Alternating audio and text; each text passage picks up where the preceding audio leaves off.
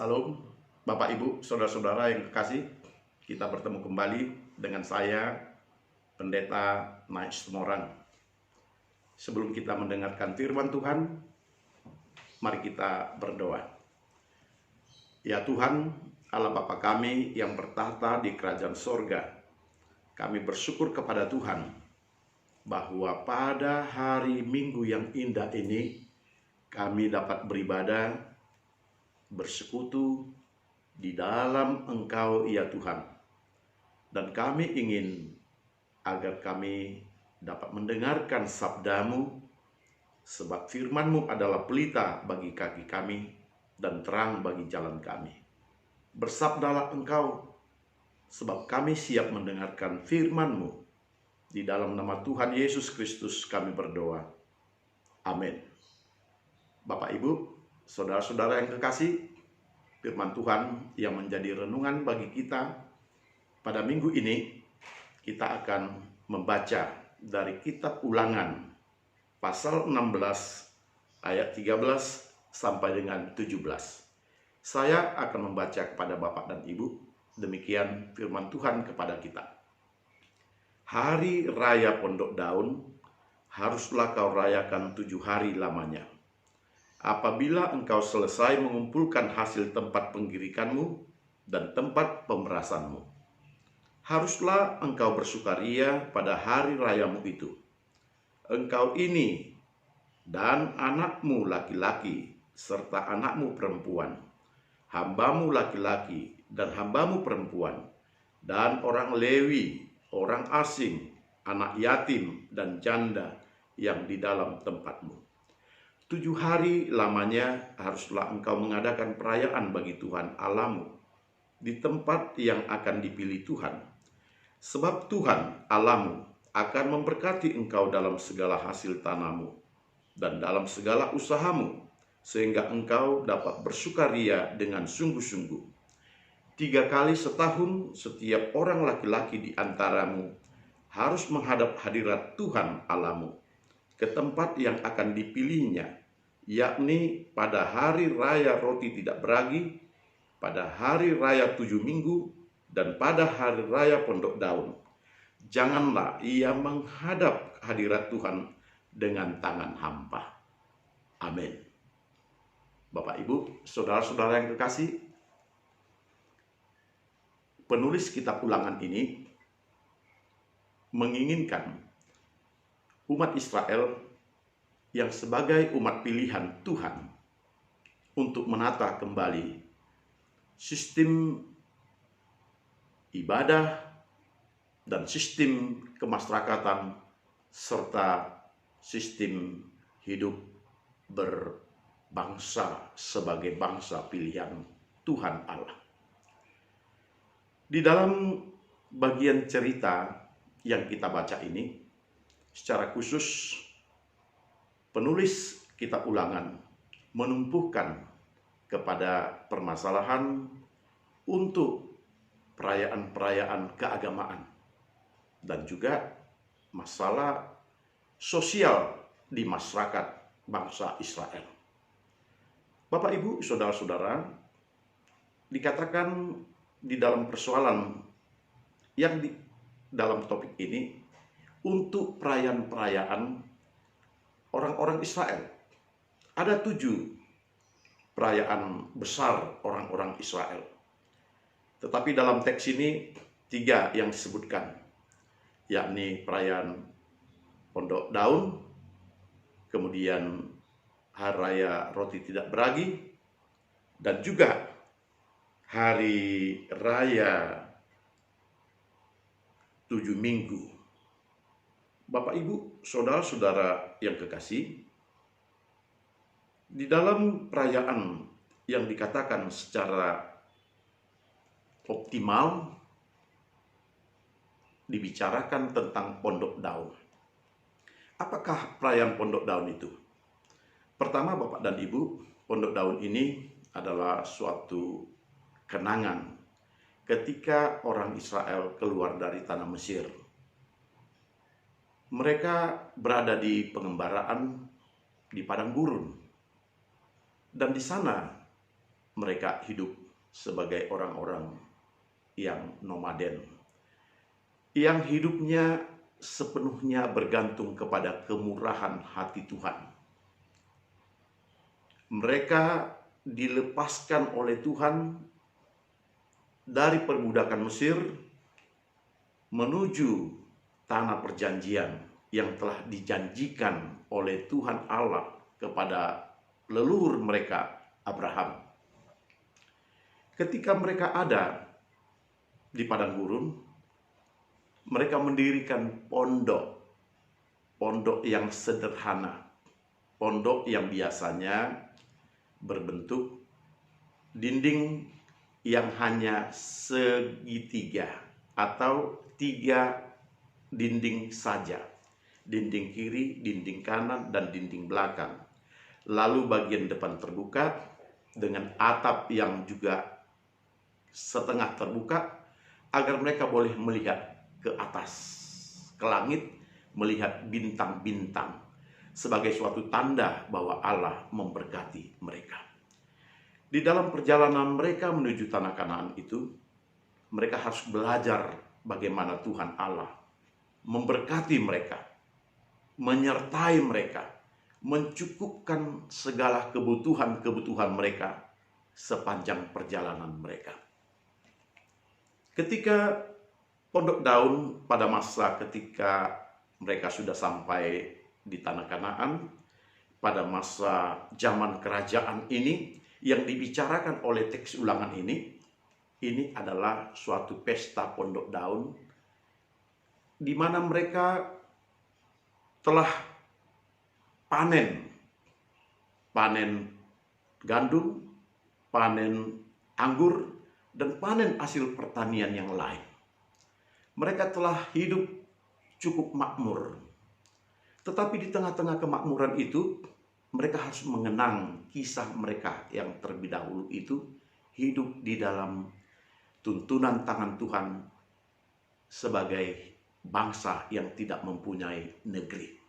Bangsa yang belum mendapatkan wilayahnya, tanahnya, tempatnya. Perbedaan pada masa kini, ketika mereka sudah hidup di dalam wilayah kerajaan, ketika mereka sudah punya raja, punya negeri, mereka harus melakukan perayaan Pondok Daun tersebut dengan suatu cara yang lebih manusiawi dan menunjukkan sosial kepada kawan-kawannya yang lain. Dikatakan di dalam teks ini bahwa mereka hendaklah merayakan hari raya Pondok Daun itu selama 7 hari. Artinya ketika mereka sudah selesai panen, gandum mereka telah berlimpah, anggur mereka telah mereka peras, mereka melakukan pesta, di mana mereka mendirikan pondok di luar rumah mereka. Biasanya tidak ada orang yang tinggal di dalam rumah. Mereka ada di luar rumah, di pondok tersebut. Dan hal yang paling penting adalah ketika mereka telah mengumpulkan hasil panen, mereka harus mengadakan pesta sukacita. Sukacita karena Tuhan tetap mengingat mereka, tetap memberkati mereka. Tuhan tetap bersama dengan mereka di dalam perjalanan hidup mereka. Sambil mereka memestakan itu, dikatakan mereka harus mengingat saudara-saudaranya, baik hamba-hamba laki-laki, hamba-hamba perempuan, orang Lewi, orang asing, anak yatim, dan janda yang ada di tempat mereka. Bapak Ibu, saudara-saudara, Pondok Daun, pesta yang dikenang sebagai anugerah Tuhan yang besar, yang melepaskan mereka dari tangan bangsa Mesir, juga harus dimaknai sebagai suatu sukacita yang besar, di mana mereka telah hidup berkelimpahan, dan mereka juga harus berbagi berkat kepada orang-orang yang kurang. Mereka harus berbagi sepanjang 7 hari tersebut tidak boleh pelit, tidak boleh kikir, tidak boleh hanya memikirkan diri sendiri, tidak boleh mengumpulkan untuk diri sendiri. Tetapi mereka harus mengingat bahwa saudara-saudaranya masih banyak di dalam kekurangan.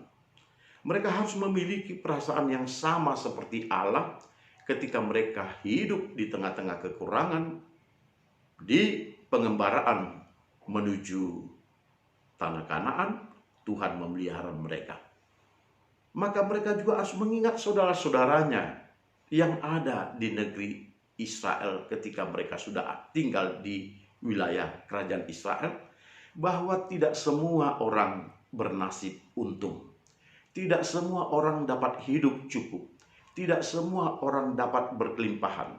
Tidak semua orang dapat panen gandum dan memeras anggur. Untuk mereka-mereka yang hidupnya menderita, hidupnya kekurangan, hidupnya tidak mempunyai apa-apa, inilah kesempatan di dalam perayaan Pondok Daun. Inilah kesempatannya untuk mereka berbagi. Dan mereka tidak boleh merasa sayang terhadap apa yang mereka telah peroleh. Mereka harus berbagi. Bapak, Ibu, saudara-saudara, 7 hari lamanya. Ini berarti mereka sepanjang 7 hari itu, selain memberikan makanan dan minuman, mereka juga harus menunjukkan sukacitanya. Dan mereka melakukan pujian kepada Tuhan. Ada nyanyian Hallel yang mereka kumandangkan untuk memuji Tuhan. Mereka juga biasanya akan membaca Mazmur pasal 113 sampai 118 untuk mengingat bagaimana Allah baik di dalam kehidupan mereka. Bapak, Ibu, saudara-saudara yang kekasih, pada masa kita, pada zaman kita, Yesus juga pernah menunjukkan bagaimana Yesus merayakan Pondok Daun. Dan pada masa kita sekarang ini, Pondok Daun ini juga mempunyai makna yang luar biasa. Makna agar kita memahami kita juga hidup dalam pengembaraan di dunia ini. Tuhan telah menjaga dan menuntun kita. Tuhan memberkati kita. Kita harus menyadari bahwa kita berdampingan dengan orang-orang yang lemah, yang kurang, yang miskin, dan yang tak berdaya. Pelajaran dari apa yang telah dilakukan oleh bangsa Israel terhadap bangsa teman-temannya yang memberikan bagian dari apa yang mereka peroleh. Ini menjadi sesuatu teladan bagi kita. Kita boleh berbagi kepada orang-orang yang kurang beruntung dalam hidup ini. Berbagi makanan, berbagi hal-hal yang bisa kita bagikan. Bapak dan Ibu, Pondok Daun juga diingat sebagai suatu simbol kedatangan Mesias. Di dalam perayaan Pondok Daun, biasanya orang-orang Israel berharap ada tokoh-tokoh Mesias yang muncul. Mereka berharap adanya simbol Abraham, Yakub, Ishak, Harun, Musa, Daud, dan tokoh-tokoh Mesias yang lain. Yang kita harapkan juga kita mendapatkan suatu pertanda bahwa Mesias datang melawat kita. Dan ketika Mesias datang melawat kita, kita juga berharap kita boleh menunjukkan belas kasihan yang besar. Sebagaimana dikatakan di dalam firman, ketika aku telanjang, engkau memberikan pakaian. Ketika aku lapar, engkau memberikan aku makan. Ketika aku haus, engkau memberikan aku minum. Hal-hal demikian tanpa kita sadari bahwa apa yang kita lakukan adalah sesuatu yang menunjukkan kasih kita.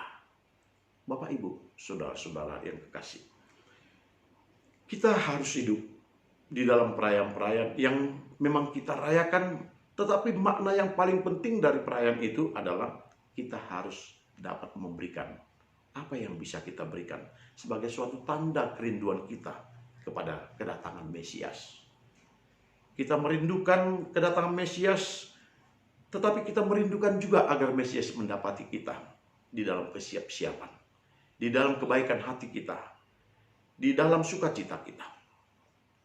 Dikatakan di dalam ayat yang ke-17 di dalam teks kita, supaya ketika kita memberikan kepada orang-orang yang kurang, orang-orang yang tidak bernasib, kita menyadari karena Allah telah memberkati kita. Janganlah ia menghadap hadirat Tuhan dengan tangan hampa, tetapi masing-masing dengan sekadar persembahan sesuai dengan berkat yang diberikan kepadamu. Bapak dan Ibu, perayaan yang kita lakukan, apapun itu di dalam masa kita sekarang ini, sebenarnya kita harus mengingat mereka-mereka yang kurang di dalam hidupnya, agar makna perayaan yang paling besar, yakni berbagi kasih, akan nampak di dalam kehidupan kita. Bapak, Ibu, saudara-saudara, dalam teks ini memang dikatakan, aku akan menunjukkan tempat di mana engkau akan merayakannya, di mana engkau akan membawakan persembahanmu, di mana engkau akan membawakan apa yang akan kau berikan sebagai tanda syukurmu. Tempat itu memang dikatakan adalah bait suci Yerusalem. Tentu saja Bapak dan Ibu, apa yang disampaikan di dalam hal tempat yang dipilih ini bagi kita pada masa kini, tempat itu adalah di mana Allah hadir. Disitulah menjadi tempat bait suci Yerusalem bagi kita. Simbol kehadiran Allah bagi kita pada masa kini adalah gereja. Gereja boleh menjadi tempat di mana kita memberikan, dan gereja boleh menjadi saluran kepada orang-orang yang tidak punya, dan saluran kepada orang-orang yang terabaikan. Biarlah kita membawa persembahan-persembahan kita. Kalau orang-orang Israel dikatakan, janganlah orang-orang menghadap Tuhan tanpa membawa sesuatu. Maka Bapak dan Ibu, ini menjadi sesuatu teladan bagi kita. Ketika kita datang kepada Tuhan, di tempat yang telah dipilihnya, yang di dalam konteks kita saat ini adalah gereja, maka bawalah syukurmu dengan sukacita. Gereja juga akan bisa mendistribusikan dengan baik kepada setiap orang yang lemah dan terabaikan. Rayakan perayaan untuk kemuliaan nama Tuhan, dan bawa persembahanmu sebagai suatu tanda bahwa engkau siap menantikan kedatangan Mesias untuk kedua kalinya. Amin. Mari kita berdoa.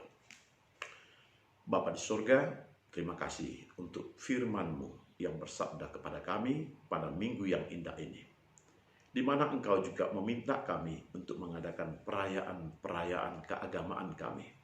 Dan di dalam perayaan keagamaan kami, agar kami juga boleh mengingat orang-orang yang kekurangan yang ada bersama-sama dengan kami, agar kami boleh berbagi kasih dengan mereka. Terima kasih Tuhan, kiranya Engkau memberkati kami, dan sabda-Mu menjadi kekuatan bagi hidup kami. Di dalam nama Yesus Kristus kami berdoa. Amin. Salam.